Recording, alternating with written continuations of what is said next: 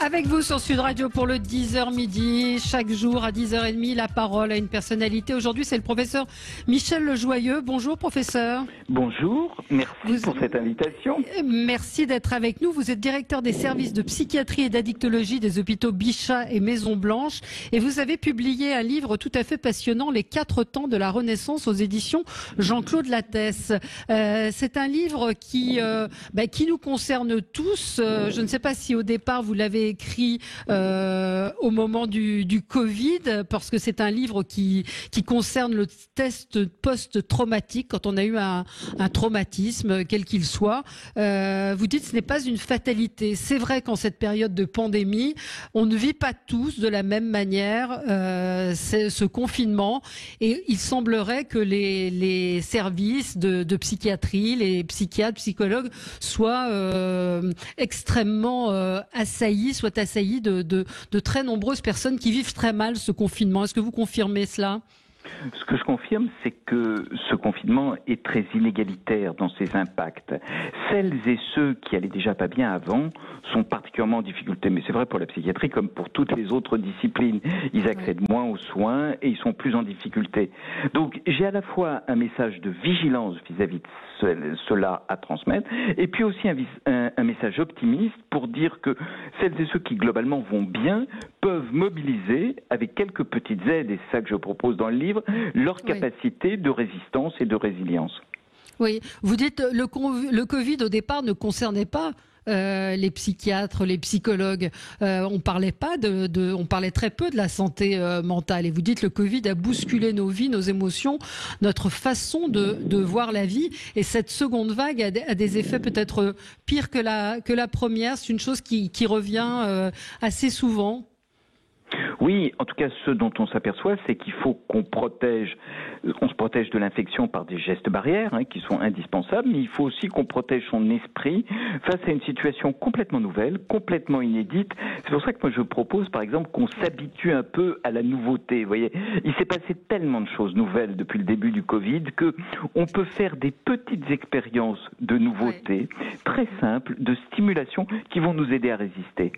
Alors, c'est un livre extrêmement pratique. Il y a beaucoup de petits encadrés amusants pour certains, très instructifs également, avec des conseils pour chacun d'entre nous pour essayer justement de changer notre manière de voir les choses. Votre livre est conjugué en plusieurs parties. Il y a le passé, le présent, le futur, et puis il y a le gérondif. Alors pour ceux qui ont fait du latin, ça dira des choses. Pour les autres, il faudra qu'ils se plongent dans le livre.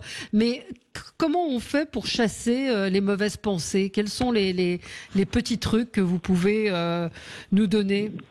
Alors, les petits trucs sont en fait des expériences validées. Moi, j'ai voulu vraiment m'appuyer sur des choses qui étaient totalement validées. Par exemple, sur le passé, il y a quelque chose qui s'appelle l'écriture expressive.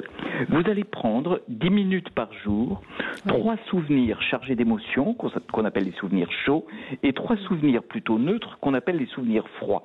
Et vous commencez à les écrire, et en les écrivant, petit à petit, vous allez prendre une distance par rapport à ce qui vous angoissait.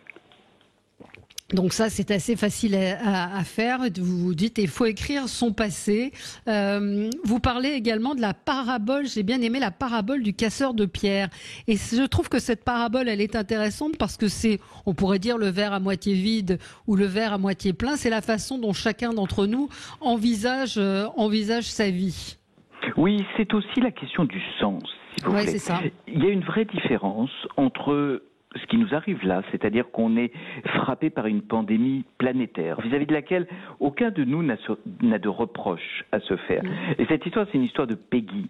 Peggy croise des casseurs de pierres. Le premier dit, comme on pourrait le dire pour la pandémie, c'est une horreur, c'est une tragédie, vous vous rendez compte, mon métier c'est de casser des pierres je dois casser des pierres toute la journée, c'est une punition. On entend certains dire ça. Le deuxième dit, au fond, en cassant des pierres, je gagne ma vie. D'autres le disent sur la pandémie. Finalement, en appliquant toutes les mesures, je survis dans quelque chose d'inédit. Et le troisième, et c'est la très belle phrase de Peggy, dit moi quand je casse des pierres, ça me sert à construire une cathédrale. Et donc il y a quelque chose quand même de retrouver un sens à cette situation qui est totalement inédite. Vous savez, ça fait bien longtemps que les psys savent que quand on trouve du sens à une situation, on arrive à mieux la dépasser.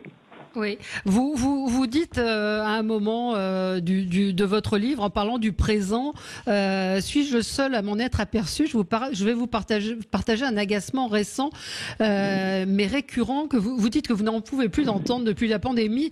La psychologie s'extasiait sur l'instant présent, c'est-à-dire de dire profiter du présent, etc. C'est-à-dire que vous dites chacun doit devenir une sorte de Philippe Delerme en puissance, parce que il y a une sorte d'injonction au bonheur qui n'est pas possible pour tout le monde. Oui, et puis il y a eu cette espèce de chose dont on attendait de la psychologie. Est-ce que j'ai de l'attention au moindre détail? Voilà. Est-ce que quand je prends mon café, la moindre goutte de café me crée une euphorie? Ce qui est intéressant, c'est que tout est rebattu maintenant et qu'on s'aperçoit que celles et ceux qui sont inattentifs, qui ont une capacité à ce que j'appelle le mind wandering, c'est-à-dire l'esprit vagabond, résistent mieux. Il faut déconnecter au minimum une fois par jour, pendant 10 minutes, avec de la musique, avec des images. Donc vous voyez, les rêveurs, les inattentifs, les têtes en l'air s'en sortent mieux, et si on les passe spontanément, il faut 10 minutes de tête en l'air.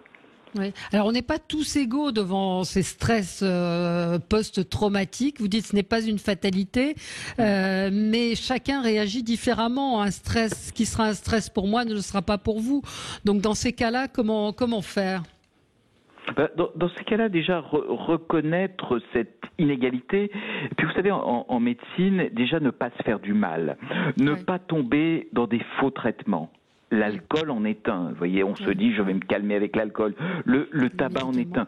Il y a une chose qui est très inquiétante, c'est peut-être moins l'augmentation de la fréquence des maladies mentales aujourd'hui que de l'augmentation de la consommation de psychotropes. Vous voyez, nos amis infectiologues nous disaient, les antibiotiques, c'est pas automatique. Moi, j'explique que les antidépresseurs, c'est pas automatique non plus. Il vaut mieux des petites expériences de vie, c'est pour ça que j'en ai mis beaucoup dans le livre, qu'un recours à des psychotropes qui ne serviront pas dans ce domaine-là.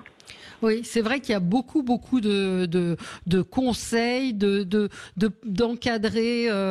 Encore une fois, je disais que c'est extrêmement érudit. Alors, je veux pas faire peur aux gens, mais vous expliquez, vous donnez un extrait, vous parlez d'Albert Camus, de l'étranger, vous expliquez, vous parlez de Rabelais également, qui a connu une pandémie, et l'idée d'une conjugaison de notre vie est assez intéressant, parce que vous dites que parmi les choses qui reviennent chez vos patients, et on l'entend même quand on n'est pas psychiatre, c'est je voudrais revenir au monde d'avant, donc revenir au passé. Et non, vous dites, il faut apprendre à conjuguer notre vie, passé, présent, futur. Oui, et puis peut-être quand même s'autoriser un petit peu de nostalgie. Vous savez, c'est pas... C'est clair il y avait quand même des choses qui étaient agréables avant la pandémie, qu'on a vécu très agréables. Vous avez vu, on s'approche des fêtes de fin d'année. On aura des souvenirs de fêtes qui auront quand même été plus tranquilles que celles qu'on va connaître. On a le droit. Vous savez, c'est un moment où il ne faut pas non plus se rajouter trop de contraintes. Ce qu'on reproche aux médecins, c'est que face à cette contrainte considérable que représente le virus, il y a des choses de base qu'il faut faire évidemment pour protéger sa santé, mais il y a aussi un peu de liberté qu'on peut s'autoriser. Et on ne s'y autorise pas suffisamment, à votre avis ?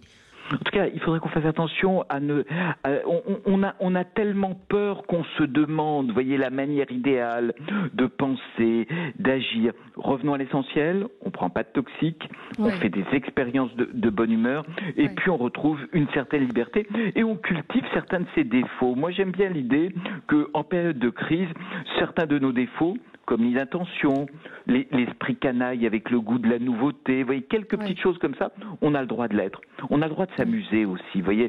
Je ne voudrais pas que la parole médicale soit toujours une parole, je vais dire, incitant à la tristesse. Oui, absolument.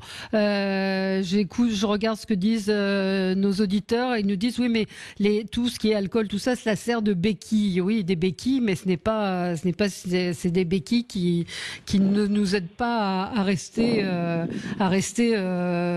enfin, c'est pas bon pour l'organisme de prendre ces béquilles justement. Ce sont pas des béquilles, ce sont des bâtons. Hein. Ouais. L'alcool, c'est vraiment l'exemple du faux ami. Vous en prenez un verre, vous êtes détendu, c'est agréable. Si vous restez un verre, moi j'ai aucun problème avec ça. Si vous continuez, vous allez aggraver la dépression et aggraver l'anxiété. Donc c'est vraiment pas une béquille.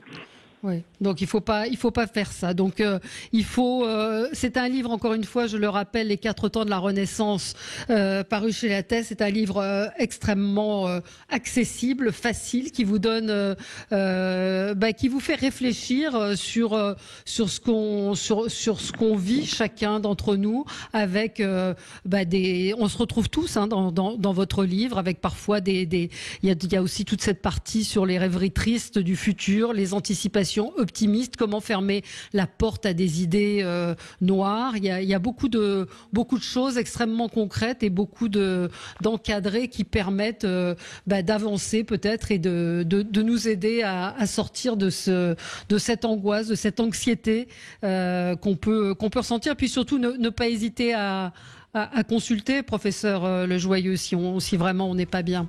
Bien sûr, ne pas hésiter à consulter si la tristesse perdure. Vous savez, vous preniez l'exemple de L'étranger de Camus.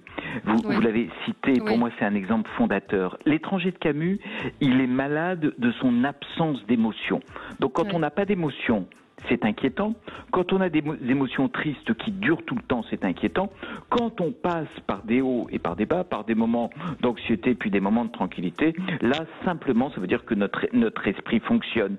Donc, les critères qui vont inciter à consulter, c'est si la tristesse, l'angoisse sont durables et si s'y associe une perte d'envie et un sentiment de culpabilité.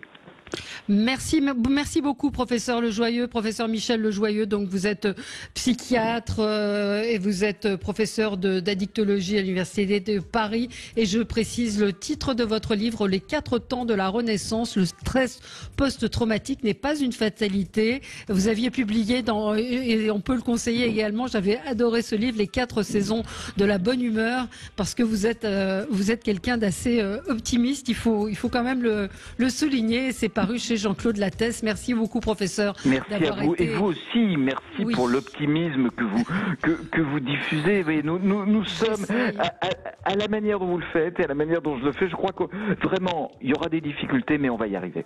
On va y arriver, il faut être optimiste. Merci beaucoup, professeur, d'avoir été avec nous. On se retrouve dans quelques instants pour commenter l'actualité. À tout de suite.